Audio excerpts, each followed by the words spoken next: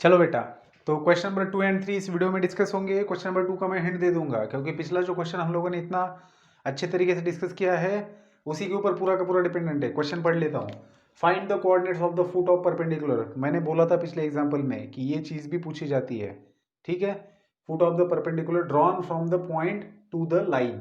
Also find the length of perpendicular. अब मजा देखिए बेटा, आपके पास एक पॉइंट है जिसका पोजीशन वेक्टर दिया है। ठीक है, पॉइंट का पोजीशन वेक्टर यहां पर दिख रहा है और लाइन का इक्वेशन दिया है। ये है लाइन का इक्वेशन आर बार।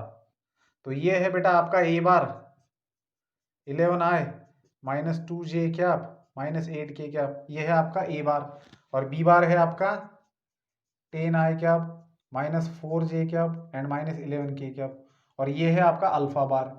तो बेटा क्लियरली आपको अल्फा बार पता है, ए बार पता है, बी बार पता है, तो आप डायरेक्टली फॉर्मूला यूज कर सकते हो अल्फा बार माइनस ए बार का मैग्नीट्यूड और उसका स्क्वायर माइनस ब्रैकेट के अंदर alpha bar minus a bar dot b bar divided bye B bar का मैग्नीट्यूड उसका स्क्वायर। तो ये फॉर्मूला यूज करो। कैलकुलेशन कैसे करने पिछले एग्जांपल में बताया मैंने। तो इससे आपको क्या मिल जाएगा, ये डिस्टेंस मिल जाएगा। लेकिन what about coordinates of this foot of the perpendicular, तो इसके लिए तो आपको वही मेथड अप्लाई करना पड़ेगा। कौन सा वाला? डायरेक्शन रेशो वाला। तो बेटा इस लाइन के डायरेक्शन रेशोज कौन से? अब आपको ये सवाल यहां पर समझ में आना चाहिए। तो आपको जो इक्वेशन दिया है वो वेक्टर इक्वेशन है, ठीक है, या फिर पैरामीट्रिक इक्वेशन है। अब इसको आप कार्टेशियन इक्वेशन में अगर लिखेंगे तो कैसा लिखेंगे? देखिए कार्टेशियन इक्वेशन कैसा होता है, एक्स माइनस एक्स1। एक्स1 का मतलब क्या? आई कैप का कोएफिशिएंट। ए बार वेक्टर के अंदर आई कैप का coefficient, so x minus x one bye B b में आई कैप का कोएफिशिएंट दैट इज 10। समझ रहे हो बात को? Is equal to y minus y. One यहां पर देखिए वाई1 क्या है, ये x1 आई कैप प्लस y1 जे कैप, y1 -2 है तो ये बन जाएगा बेटा +2। ठीक है, and divided by j cap का coefficient that is -4, z minus z1 that is z + 8 and divided by k cap का कोएफिशिएंट दैट इज -11। तो आपने ये जो वेक्टर इक्वेशन था ना आपके पास, इसी की हेल्प से आपने ये कार्टेशियन इक्वेशन लिखा है। कैसे? ए बार के अंदर आई कैप जे कैप और के कैप के कोएफिशिएंट x1 y1 z1 होते हैं, तो x minus x1 y minus y1 z minus z1। और बी बार वेक्टर के अंदर, क्योंकि बी बार पैरेलल है लाइन को, तो इसमें इसके अंदर आई कैप जे कैप और के कैप के जो कोएफिशिएंट है they will be the direction ratios of the line. So इसके कोएफिशिएंट एज इट इज उठाओ और पहला, दूसरा और तीसरे के नीचे लिख दो। अब बेटा आपके पास इस लाइन के डायरेक्शन रेशियो दिखाई दे रहे हैं आपको? अभी अच्छे से दिखाई दे रहे होंगे। 10 -4 -11, these are the direction ratios of this line. अब ये फुट ऑफ द परपेंडिकुलर जिसको निकालना है तो इसके कोऑर्डिनेट्स क्या रहेंगे? ये कोऑर्डिनेट्स है इसके एक्स वाई जेड, तो इसको लैम्बडा के साथ इक्वेट करके आप लिख दो। इसके कोऑर्डिनेट्स क्या आएंगे? 10 lambda plus 11 x coordinate. Y coordinate निकालना है -4 लैम्बडा -2 और जेड कोऑर्डिनेट क्या आएगा? -11 लैम्बडा -8। ठीक है ना? तो ये बन गया बेटा इसके एक्स वाई जेड कोऑर्डिनेट। अब बात खत्म होगी। अब आपके पास ये पीएम वेक्टर है तो इसके आप डायरेक्शन रेशियोज निकालिए। कैसे? This minus this. इसके भी कोऑर्डिनेट्स लिख दीजिए 2 -1 5, ये इसके कोऑर्डिनेट्स है। तो x2 - x1 y2 - y1 z2 - z1, जैसे पहले एग्जांपल में बताया। तो इसके डायरेक्शन रेशियोज और इसके डायरेक्शन रेशियोज, इनका रिस्पेक्टिव मल्टीप्लिकेशन आएगा 0, उससे लैम्बडा का वैल्यू मिलेगा जो इसके अंदर रखने से आपको क्या मिल जाएगा। ठीक है, तो इस टाइप के एग्जांपल में मेरा आप लोगों को सजेशन यही रहेगा कि don't use this formula to find distance of the point from the line. क्यों? क्योंकि इसमें आप ज्यादा मेहनत करोगे। इसके कैलकुलेशंस करने के लिए इतना सारा टाइम जाएगा और फिर कोऑर्डिनेट्स भी तो आपको निकालने हैं, तो कोऑर्डिनेट निकालने के लिए तो यही मेथड यूज करना पड़ेगा। ठीक है ना? तो आप इससे बेटर क्या कर सकते हो? इससे बेटर ये करो कि आप सीधा सीधा पहले कोऑर्डिनेट्स निकालो और फिर आप सीधा डिस्टेंस फॉर्मूला यूज करो। ठीक है, तो कर दीजिए कैलकुलेशंस। आप लोगों को समझ में आ गया है अभी कैसे करना है। मैं मुड़ता हूं नेक्स्ट एग्जांपल की तरफ, क्वेश्चन नंबर 3 की तरफ जाएंगे। तो क्वेश्चन नंबर 3 के अंदर क्या दिया है, क्या पूछा है, एक बार एग्जांपल पढ़ लेते हैं। क्वेश्चन नंबर 3 में बेटा shortage distance between the lines find out करना है। 2 लाइंस दे रखी है।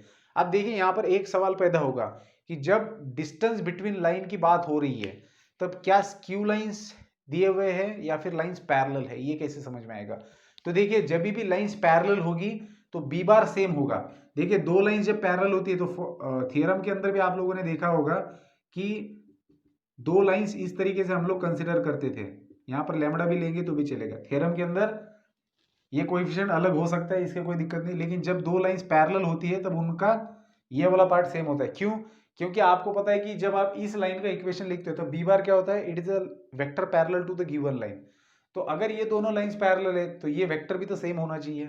समझ रहे हो बात को? इसीलिए आपको देखना है कि डिस्टेंस बिटवीन लाइन में पैरेलल लाइंस का बात हो रही है या फिर स्क्यू लाइंस की बात हो रही है। 3D के अंदर खास करके जब तीन आपके पास मतलब यूनिट वेक्टर्स दिख रहे होंगे आपको, मतलब तीन कोऑर्डिनेट्स दिखेंगे तब, है ना। तो डिस्टेंस बिटवीन लाइन यहां पर अगर देखेंगे आप तो लैम्बडा का कोएफिशिएंट देखिए बी बार अलग दिया है, इसका मतलब स्क्यू लाइंस के बीच के डिस्टेंस की बात हो रही है। तो क्या होता है formula distance between skew lines, क्या होता है फॉर्मूला? अब इसका proof, b bar minus sorry a two bar minus a one bar dot b one bar a two bar minus a one bar dot b one bar cross b two bar and divided by इसका magnitude. ठीक है ना, ये याद है मुझे अच्छे से, क्योंकि हम लोग क्या करते हैं इस वाले का ए वन ए टू वाले का हम लोग प्रोजेक्शन कंसिडर करते हैं उसके ऊपर, ठीक है ना, और फिर उसका यूनिट वेक्टर लेते हैं, तो ये यूनिट वेक्टर है। ठीक है, तो ये तो बात क्लियर है बेटा, ये तो बिल्कुल सिंपल है। तो आप लोग क्या करेंगे, सीधा सीधा लाइंस के इक्वेशन दिए हैं उससे ए वन बार लिखो, किसी को भी ए वन बार बोलो, किसी को भी ए टू बार। तो ए वन बार बन जाएगा 4i cap minus j cap, फिर ए टू बार बन जाएगा दूसरे लाइन से लिखिए i cap minus j cap plus 2k cap. ये बात समझ रहे हो ना आप? R bar is equal to a bar plus lambda b bar, तो ये ए वन बार है, r bar is equal to a two bar plus lambda b bar b two bar, तो ये ए टू बार है। तो ए वन बार ए टू बार लिख दिया, आप b one bar b two bar लिखिए। ठीक है, so b one bar is equal to i cap plus 2j cap minus 3k cap, b two bar is equal to i cap plus 4j cap minus 5k cap. ठीक है, तो हो गया भैया काम तमाम, अब तो बस कैलकुलेशन ही बनाने हैं आपको। तो a two bar minus a one bar which is equal to a two bar minus a one bar, so i cap minus this bar ये बन जाएगा माइनस 3i कैप, फिर ये तो कैंसिल ही हो जाएगा। ठीक है, क्योंकि माइनस जे कैप में से ये अगर सब्ट्रैक्ट करेंगे तो माइनस जे कैप प्लस जे कैप 0 बन जाएगा, और 2k कैप माइनस 0 बन जाएगा प्लस 2k कैप, तो ये आ जाएगा आपका a two bar minus a one bar. अब बात होगी यहाँ पर b one bar cross b two bar की, तो कैसे फाइंड आउट करते हैं, i cap j cap and k cap. ठीक है, और coefficients 1 2 -3 1 4 -5, so this will be equal to i cap minus 10 plus 12 minus j cap minus 5 plus 3 plus k cap plus k cap 4 minus 2,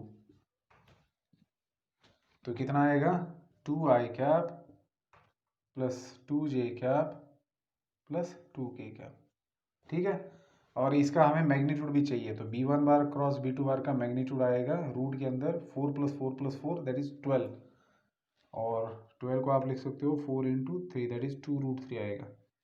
ठीक है, तो चलिए इस फॉर्मूले के अंदर ये सारी वैल्यूज रख देते हैं, तो क्या मिलेगा हमें, modulus of a two bar minus a one बार।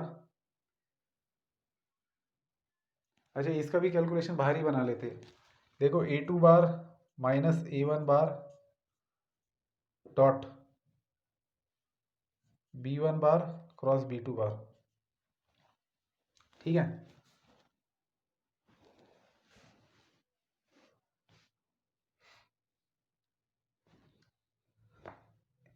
यार ये आप डायरेक्टली भी फाइंड आउट कर सकते थे स्केलर ट्रिपल प्रोडक्ट से। देखो ये एक वेक्टर है आपके पास, बी वन बार है बी टू बार है, तो आप सीधा सीधा ये तो आपके पास था ही, तो आप सीधा स्केलर ट्रिपल प्रोडक्ट भी ले सकते थे, लेकिन ठीक है अभी हम लोगों ने फाइंड आउट किया है तो ऐसे करेंगे। समझ रहे हो ना बात को, क्या कह रहा हूँ मैं? स्केलर ट्रिपल प्रोडक्ट का मतलब क्या, a two bar minus a one bar आपने निकाल लिया तो बाहर का वेक्टर मिल गया, अंदर क्रॉस प्रोडक्ट है और एक बाहर वेक्टर उनका डॉट प्रोडक्ट है, तो ये स्केलर ट्रिपल प्रोडक्ट हुआ ना, तो सीधा थर्ड ऑर्डर का डिटरमिनेंट फाइंड आउट कर सकते हो। लेकिन ठीक है, अभी a two bar minus a one bar है तो उसको लिखेंगे that is minus 3i cap plus 2k cap and dot b one bar cross b two bar क्या मिलेगा आपको, यहाँ पर लिखा है मैंने 2i cap plus 2j cap plus 2k cap. So इनका डॉट प्रोडक्ट कितना आएगा, माइनस 3 इंटू 2 दैट इज -6, यहाँ पर 0 बनेगा और ये 2 टू ज़ा 4।